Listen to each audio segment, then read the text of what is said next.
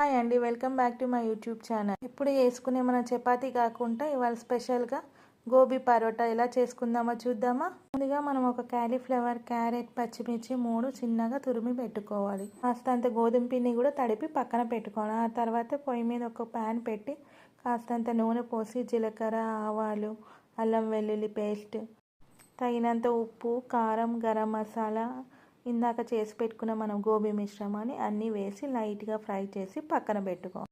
ఇందాక మనం తడిపి పెట్టుకున్న గోధుమ పిండిని చిన్నగా పూరీలాగా చేసి ఈ మిశ్రమాన్ని అందులో పెట్టి మనం చపాతీలాగా చేసుకోవాలి. ఆ తర్వాత పెనం మీద నెయ్యి వేసుకొని ఆ చపాతీని దానిపైన వేసుకొని అటుపక్కన ఇటుపక్కన మంచిగా కాల్చుకుంటే ఈ చలికి మనం వేడి వేడి గోబీ పరోటా రెడీ. మీరు కూడా ట్రై చేసి ఎలా ఉందో కామెంట్ బాక్స్లో తెలపగలరు. Thank you for watching. Like and subscribe.